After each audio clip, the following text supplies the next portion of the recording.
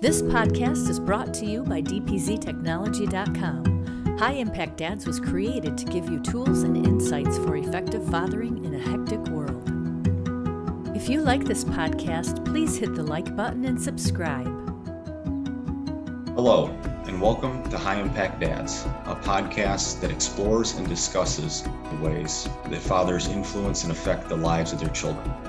I'm your host, Michael Conat, and joining me today is Bob Reccord. Bob, thank you so much for being with us. Oh, it's a privilege and an honor, and thank you for that. Oh, great to have you with us. Why don't you tell the audience a little bit about yourself? Well, to make it short and easy, I'm most importantly, husband of one wife for almost 50 years. I've got 3 grown kids, 5 grandkids, and so fortunate.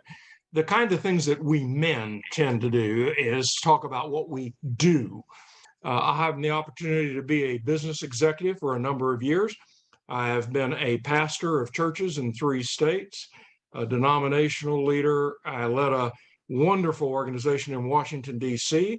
that is built on bringing our nation back to its constitutional foundations and its Christian heritage, and then have had the privilege of speaking across the country and world. One of my heartbeats is the focus on life and the value of life at all stages. And secondly, in speaking to men, couples, and families. And in the last number of years, about 15 years, Michael, I've had the opportunity to speak to over 350,000 men. So I think I understand a little bit about guys being one and speaking to that many guys. Well, absolutely, Bob. And I know you bring a wealth of knowledge and experience to this podcast. We're so happy you could join us. Thank you.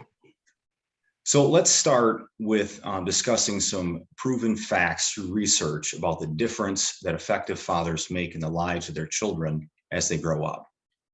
Oh, I love that question, because you've got to start at the high point.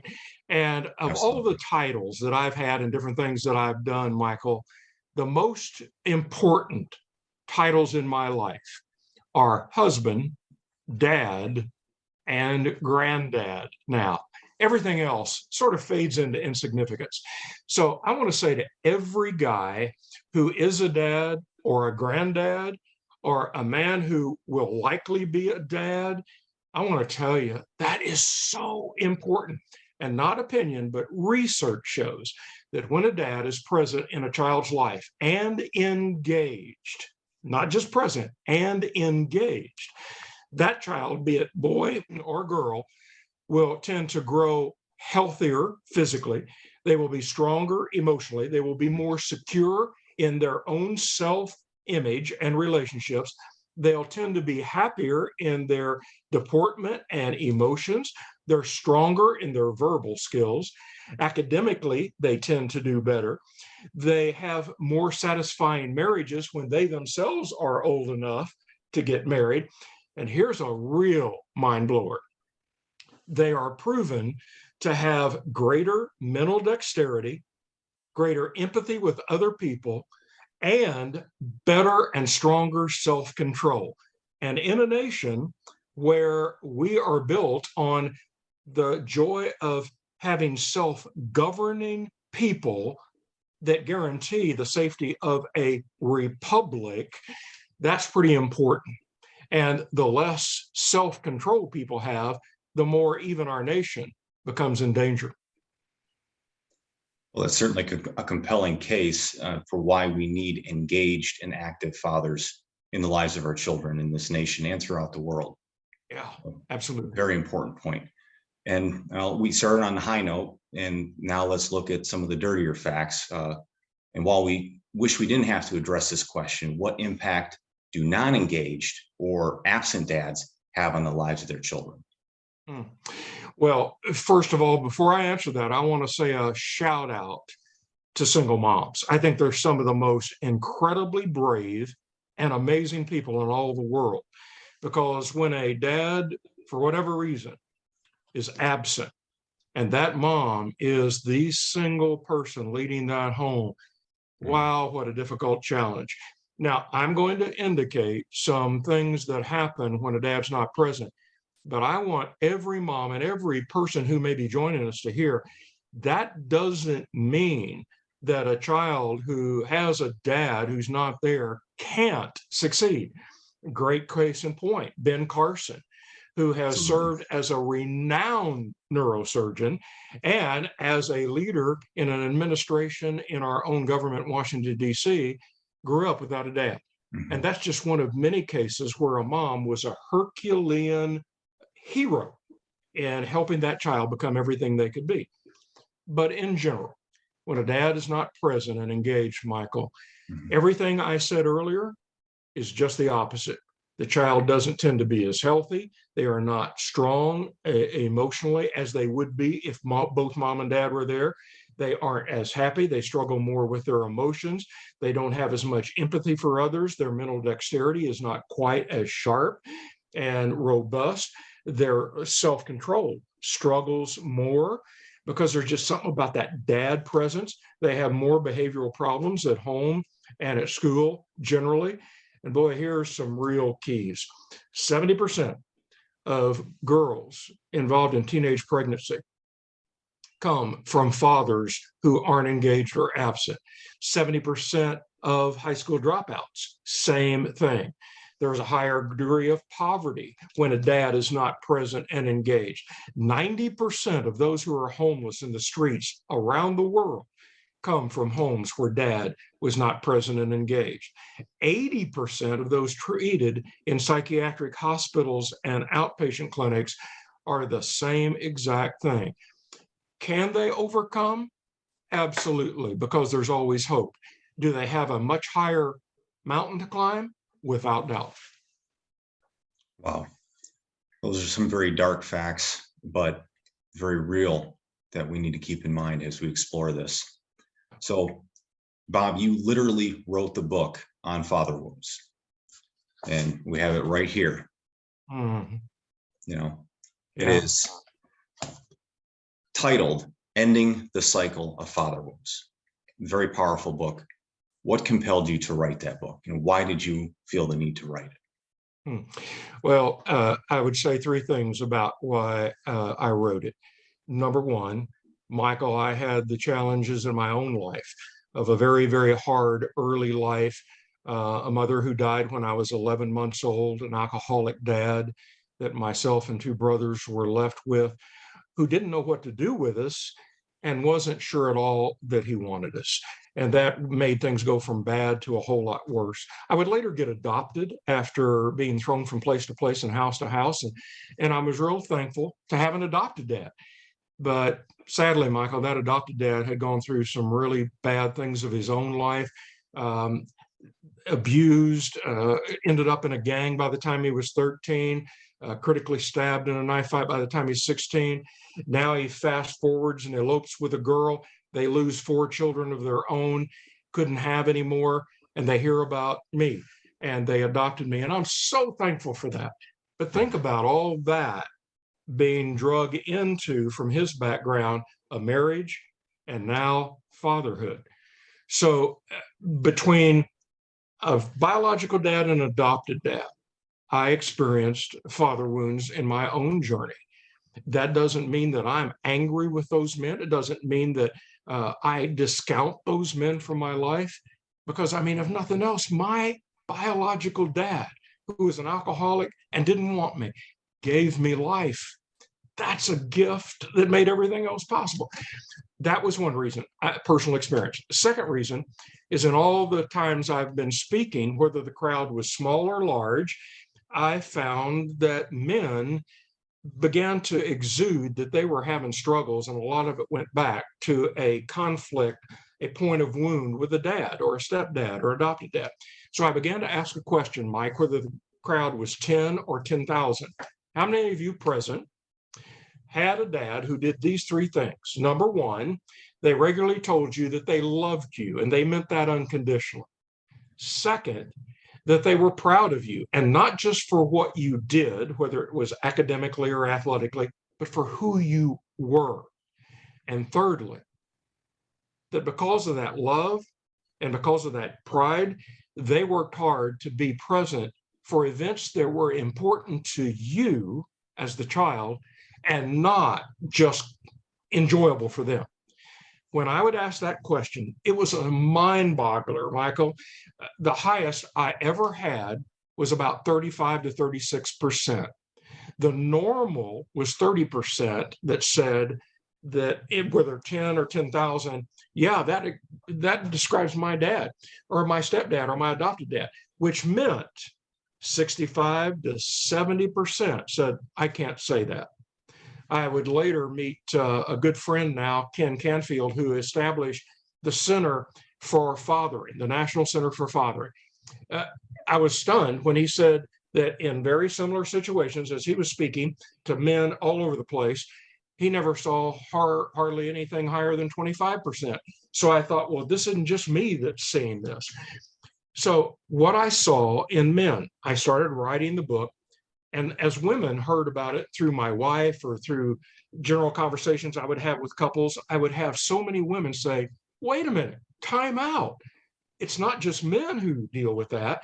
There are a lot of us as women who have had those kind of wounds as well. That's why in the book that you showed, we started out with a dad trying to depict someone who you can't exactly tell the culture that he comes from, with a son in the background. But so many women said, it deals with us too, that we went back and totally redid the cover to include a son and a daughter standing in the blurred background of the father who had evidently wounded. So that's what brought the book to reality.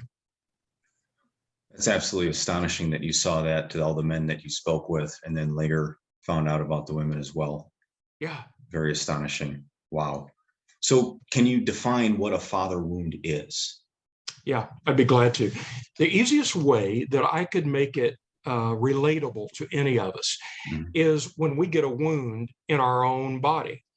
What happens when there's a wound in the body is the surface skin is penetrated. Below that surface skin lies tissue, muscles, ligaments, that in a wound, some of those or all of those are damaged. When that happens, it is critical that in a very timely manner, that wound is cleaned, that wound is dealt with medically, that wound is dressed so that that wound can heal. Now, then take that same series of steps and put it to an emotional issue or a relational issue. When a dad wounds a child, a son or a daughter, it is a wound by action or inaction. Not just by what they do, but what they needed to do and didn't do. And that wound deals with something that relationally or emotionally is the inner part of that child. So it cuts through the surface of the relationship. It wounds that which is below. Things like trust, security, feeling loved. And those wounds need to be cleaned, cared for, and dressed so that they can heal, because if they don't, infection starts in, just like if the physical wound isn't dealt with, infection starts in there. And just like a physical wound, it takes time to heal. It doesn't happen overnight. In the same way, when a wound caused by action or inaction of a dad will take time to heal, but it's really important that it's addressed, cared for, and then the time to heal will allow it to do just that. One last thing I would say, Michael, is the old statement, time heals all wounds, is hogwash. The only way that time heals all wounds is when what needed to be done to address the wound, acknowledge it, care for it, and give the solution that will help it heal to it, only then will the time bring healing. But time by itself doesn't heal anything. So healing is not a passive process. It is not by any means. Great word. Okay. Well, very powerful and poignant example comparing the physical wound to the emotional wound. And by the way, Michael, a lot of times somebody asks me, well, does it always have to be an intentional wound? Absolutely not. It can be an unintentional wound by somebody making a statement that maybe they didn't even mean to be cutting or hurting, but it was received in a cutting or hurting way. They didn't do something that somebody needed them, that child, boy or girl, needed them to do, was dying for them to do. And they didn't even realize that that meant so much to the child. But that unintentional wound can still leave a wound. Say it this way. I have a friend who was cleaning a pistol that he had. And he thought it was absolutely empty. Everything was safe. He wanted to make sure it was clean and cared for properly. But unknown to him, there had been a bullet that had jammed inside that chamber. He accidentally hit the trigger and it blew his finger off.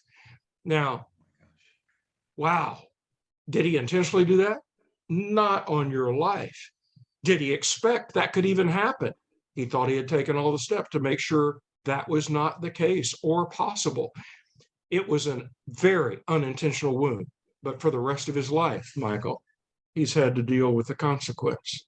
So as a result, no, it doesn't have to be just intentional. It can be unintentional or a combination of both.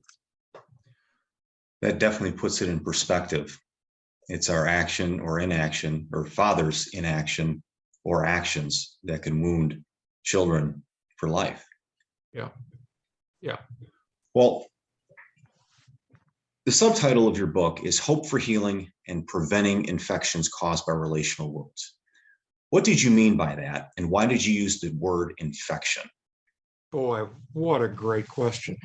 Well, let's go back to our physical body. When we're wounded and it's not cared for properly or quickly, the thing that any doctor will tell you, be it a burn or be it a wound, or be it a significant injury that has penetrated the surface of our body, the great thing they fear is infection.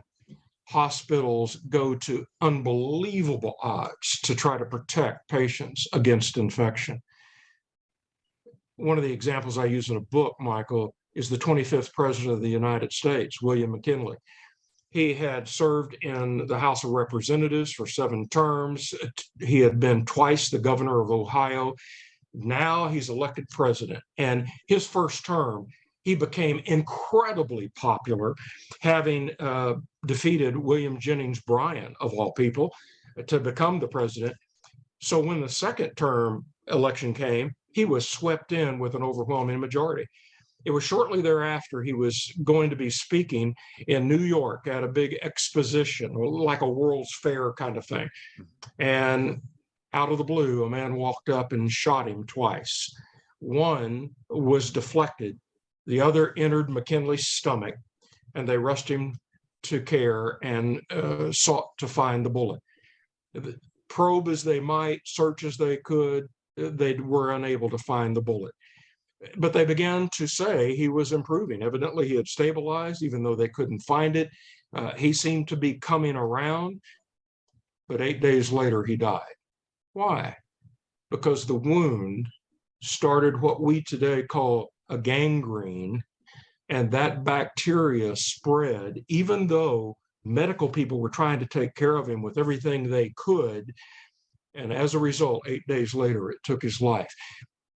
When a wound isn't dealt with and addressed properly, and that which caused the wound removed and therefore allows the healing, without exception, infection will set in, whether it's in our physical body or a relational wound.